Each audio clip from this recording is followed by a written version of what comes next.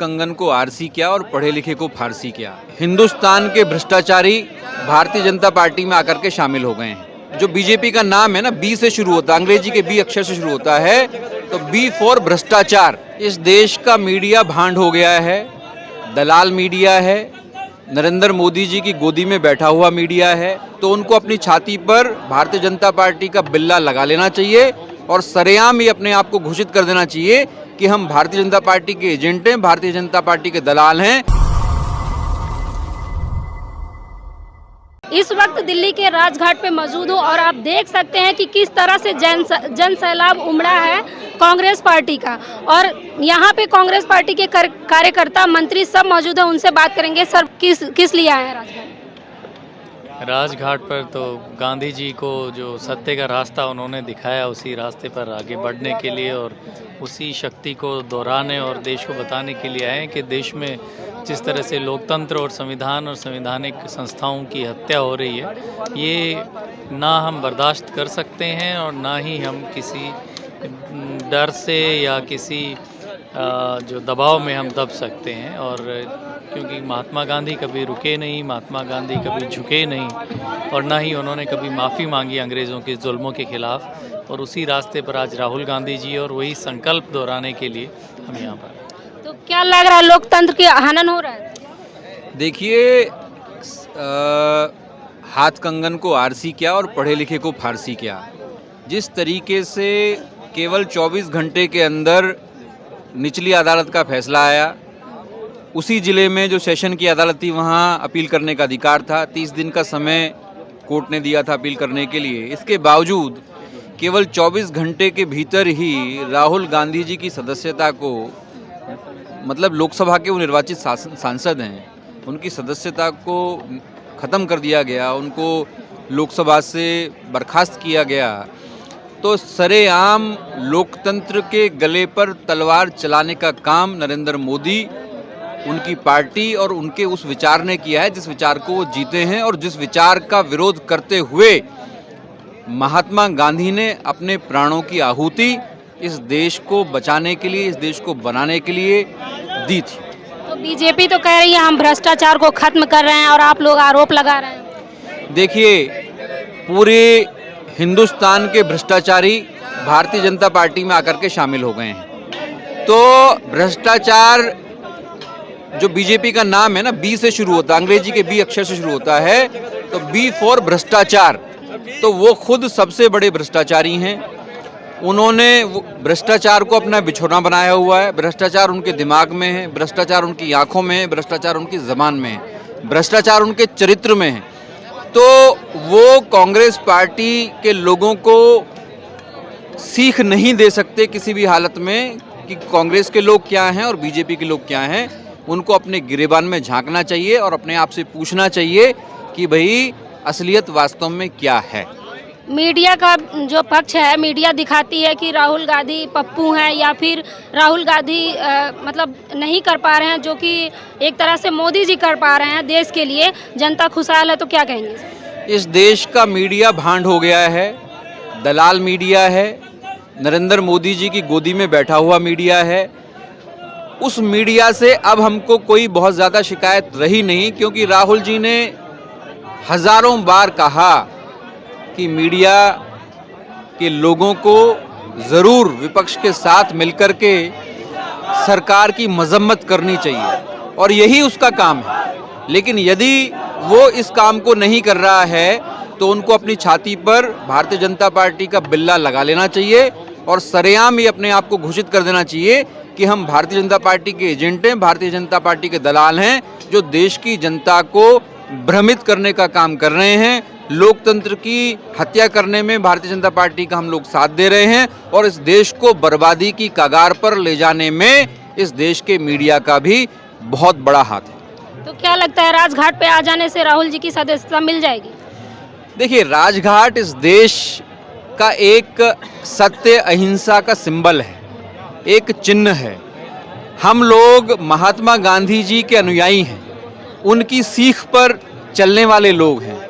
तो हमें पूरा भरोसा है अपनी सच्चाई पर, हमें पूरा भरोसा है राहुल गांधी जी की तपस्या पर और कांग्रेस पार्टी का एक एक कार्यकर्ता जो आज यहाँ आया हुआ है वो तपस्वी बनकर तपस्या करने के लिए आया है। और हमें उम्मीद है कि बादल छटेंगे, अंधेरा छटेगा, सूरज निकलेगा और ये जो आतताई ताकतें हैं, ये जो फिरका परस्ती, मौका परस्ती, देश विरोधी ताकतें हैं, ये इस देश के लोकतंत्र से विदा लेंगी और एक बार फिर गांधी जी का राज, गांधी जी की सोच इस देश की सत्ता में वापस लौट। लोग गांधी जी का नाम ले रहे हैं, वहीं बीजेपी कह रही है कि गांधी जी के पास तो कोई डिग्री ही नहीं थी।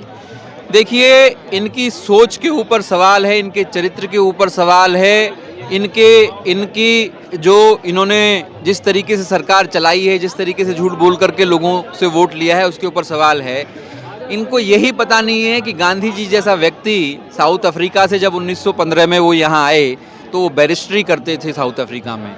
वहाँ के दबे कुचले लोगों की, जो काले लोग थे, काले गोरों का वहाँ भेद था, काले लोग जो जिनको ब्लैक इंडियन वहाँ कहा जाता था, उनका सहयोग करते थे, उनकी वकालत करते थे, कानून की पढ़ाई उन्होंने की।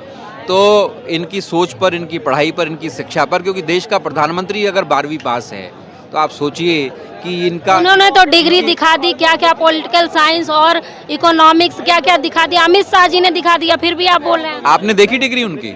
हमने तो नहीं देखी। आप दिखा दीजिए यदि आपने देखी हो, है ना। फर्जी बातें करने से, फर्जी सवाल पूछने से, फर्जी प्रोपेगेंडा करने से ये लोग अमर होने वाले नहीं हैं, ठीक है।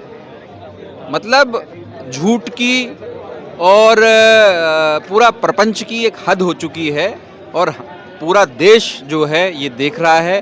और देश के जो आम लोग हैं अब चर्चा कर रहे हैं कि किस तरीके से कायराना तरीके से राहुल गांधी जी से डर करके अडानी को बचाने के लिए इन्होंने ये कुकृत्य संसद के अंदर किया है। तो जनता इस देश की देख रही है और वो जवाब लेगी। पूरा देश, आप लोग भी कह रहे हैं कि अडानी जी को बचा रहे हैं, या फिर मोदी जी क्यों बचाएंगे? क्या वो रिश्तेदार थोड़ी है अडानी? एक्चुअली मोदी का और अडानी का जो रिश्ता है वो बहुत पुराना है। मोदी जी का और अडानी का रिश्ता तब से है जब वो मुख्यमंत्री थे गुजरात के। तो अडानी को बचाने का काम इसलिए किया जा रहा है कि अडानी के हाथ में इस देश के मीडिया, बड़े बड़े मीडिया संस्थानों की डोर है। अडानी को बचाने का काम इसलिए किया जा रहा है कि जो भारतीय जनता पार्टी के नेताओं का नोटबंदी के दौरान काला धन सफ़ेद करने का प्रयास किया गया था, वो अडानी की जो शेल कंपनीज हैं, अडानी की जो फर्जी कंपनी हैं, उनके माध्यम से उस पैसे को सफ़ेद करने का प्रयास किया गया। लेकिन राहुल गांधी जी ने 20,000 करोड़ रुपया उसमें से वो पकड़ लिया। उसी के ऊपर संसद में सवाल पूछा गया। राहुल गांधी जी ने कल सवाल फिर पूछा कि आप हमें मार दो, हमें मिटा दो, हमें बर्खास्त कर दो, हमें कुछ भी कर दो, लेकिन हम पूछेंगे कि अडानी की शेल कंपनियों से वो 20,000 करोड़ रुपया अडानी की कंपनी में कैसे आया, कहां से आया, वो पैसा किसका है। भारत विश्व गुरु बन रहा है, अच्छे दिन आ गए हैं और आप लोग राजघाट पे उतर आए हैं। 400 रुपये का सिलेंडर बहन जी 1100 रुपये का हो गया है। 56 रुपये में डीजल मिलता था, आज 100 रुपये में मिल रहा है। 50,000 की जो मोटरसाइकिल आती थी वो 1.25 लाख रुपए में मिल रही है। साइकिल जो 1400 रुपए की आती थी वो 5,000 की मिल रही है। तो अच्छे दिन है ये। तो विकास तो हो रहा है ना। हाँ, अच्छी बात है। ऐसा विकास इस देश के मीडिया को और भारतीय जनता पार्टी के नेताओं को मुबारक। ऐसा विकास इस देश की जनता को और कांग्रेस के कार्यकर्ताओं को मंजूर नहीं। आप क्या कह रहे थे, विकास नहीं हुआ क्या? मैं ये कहना चाहता हूँ, हम कोई राजा महाराजा तो बनने हैं नहीं। हम एक गरीब आदमी किसान हैं। मेरी 82 साल की उम्र है। मैंने अब ये देख रहा हूँ, जो 4 रुपया लगते थे यहाँ दिल्ली से अलीगढ़ के, आज 50 रुपया लग रहे हैं। एकदम दूना किराया होता है। ये क्यों हो रहा है? ये सारे ठेके दे दिए। रेलवे है, लाल किला है, जितनी भी संपत्ति हमारे देश की थी वो इन्होंने सारी बेच दी। तो उसी पैसे से ये जो हम देख रहे हैं तरक्की, जो मोदी जी कहते हैं वो चीज़ नहीं है। क्यों नहीं है? मोदी जी कहते हैं कि राम राज लाएंगे। राम राज हमने देखा है, कुछ उस टाइम था हमारे समय में, तो कुत्ता भी रोता था तो राम पूछता था कि देखो ये कुत्ता क्यों रो रहा है। जो भ्रष्टाचार करेगा उसके घर पे बुलडोजर चल जा रहा है। नहीं, वो भ्रष्टाचार जो कर रहा है उसको रोका जाए तो ये तो ठीक है।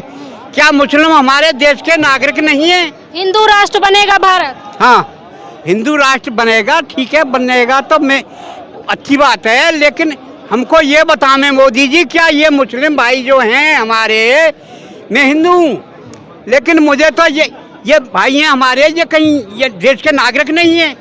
बताओ कैसे हिंदू राष्ट्र बनाएंगे? तो सारी संपत्ति बेच के जो पैसा लगा रहे हैं, ये हम देख रहे हैं हमारे मोदी जी तरक्की कर रहे हैं, तरक्की नहीं हो रही, ये देश को बेचा जा रहा है। आप कह रहे हैं बेचा जा रहा है और बीजेपी वाले कह रहे हैं कि चारों तरफ विकास ही विकास है। हाँ, विकास तो देश बेचोगे तो विकास तो हो ही जाएगा। मेरे पास घर है रहने का, अगर मैं उसे बेच दूं तो पैसा बच जाएगा, उसे से कुछ भी विकास कर दूं। 80 करोड़ लोगों को 5 किलो राशन मिल रहा है।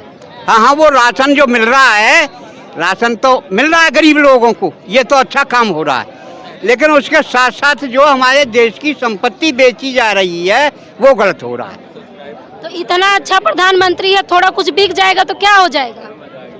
नहीं, प्रधानमंत्री अच्छा है, प्रधानमंत्री को मैं गलत नहीं बोल रहा, मैं तो ये बोल रहा हूँ कि देश की संपत्ति को ही बेच के क्यों तरक्की की जा रही है? तरक्की करते हैं तो कुछ मेहनत करके तरक्की करें, अपने देश के गरीबों को भी देखें, किसानों को भी देखें, कहीं जो है औद्योगिक खोलें, कंपनियां खोलें, मजदूरों को जो है नौकरी दिलाएं, तो ये चीज़ होते हैं देश की तरक्की के लिए। ये देश की तरक्की के लिए नहीं है कि अपने देश की संपत्ति को बेचें और उसको जो है आगे बढ़ाएं। और लोगों से हम बात करेंगे। सर कहाँ से आए हैं? तो सर राजघाट पे क्यों आए हैं आप? राजघाट पर राहुल जी का समर्थन करने आए हैं। तो ऐसा क्या हो गया कि राहुल जी के समर्थन के लिए आप लोग को राजघाट पे उतरना पड़ा? यूँ उतरना पड़ा मैडम कि जो भलाई के लिए उतरे हैं तो वो तो देश के लिए उतरे हैं, वो अपने लिए थोड़ी उतरे हैं। वो तो राजा महाराजा थे, अगर जनता के बीच में आ रहे हैं तो जनता के लिए ही तो आ रहे हैं वो। कौन राजा है? अरे पहले राजा ही थे हम लोग, ये सब ये आप भी राजा थे, हम भी राजा थे। तो अब क्या हो गया? अब मैडम एक बात बताएं, गैस कितने की चल रही है आप ये बताएं, आप बताएं। आप में घर पे यूज करते हैं ना गैस, आप कितनी गैस ले रहे हैं मैडम? आप कितने गैस ले रहे हैं? नहीं बता पाएंगे। अभी आपने ये कहा कि 5 किलो राशन दे रहे हैं, आप 5 किलो राशन में खा लेंगे पूरे महीने? आप बताइए ना, अगर आज जनता सिलेंडर लेना बंद कर दे तो क्या 5 किलो गेहूँ मिल जाएगा हमें?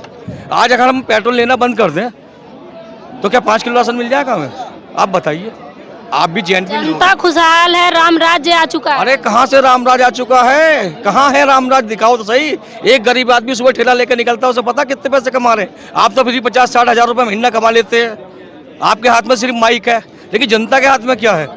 जनता 40 रुपये किलो, 50 रुपये किलो का आटा खाएगी, कहाँ से आएगा पैसा? काला धन वापस आ गया। काला धन किधर है? काला धन कहाँ है? अभी नोटबंदी हुई, कितना लोग मरे उसके अंदर। चीता आ गया, अब क्या चाहिए? अरे चीता को, अरे चीता आ गया तो चीता का कोई आएगा ही नहीं। ये कोई चीता आने का मतलब है? ये कौन सा क्वेश्चन हुआ? चीता आ गया? आप ही लोग भारत को बदनाम कर रहे हैं। नहीं, कोई बदनाम नहीं कर रहा किसी को भी। गरीब जनता को जो चाहिए रोजगार चाहिए, आप उन्हें रोजगार दिए, महंगाई पे कंट्रोल करिए, कोई रोकथाम नहीं है उसके अंदर। आप बताइए क्या रोकथाम हो रही है? त्रस्त है, इस बार सरकार जाएगी और राहुल गांधी जी प्रधानमंत्री बनेंगे। 10 साल के लिए उनकी सदस्यता रद्द कर दी गई है। के लिए 10 साल कहाँ बोला? 8 साल के लिए। 8 साल के लिए। अच्छा, 8 साल के सदस्य रद्द करी है। कोई नहीं, हम लड़ेंगे, लड़ रहे हैं, संघर्ष जारी है। कैसे लड़ेंगे? बुलडोजर चल जाएगा। बुलडोजर राहुल गांधी पे चल जाएगा? अजी वाह, ऐसा नहीं होगा, ऐसा नहीं होगा। फिर संघर्ष कर रहे हैं, आज हमारे नेता जुटे हैं और आगे देखते हैं कोर्ट आगे आदेश क्या होता है, इसके लिए संघर्ष जारी है हमारा। अगर सरकार आप लोग की मांग नहीं मानती है तो क्या करेंगे? प्रदर्शन होंगे, रोज संघर्ष सड़क पे उतरेगा कांग्रेस का एक कार्यकर्ता। देख लीजिए किस तरह से ये लोग राजघाट पे उतर आए हैं अपनी मांग को लेकर राहुल गांधी के समर्थन में। आप लोग की इस खबर पे क्या राय है हमें कमेंट बॉक्स में जरूर बताएं। धन्यवाद।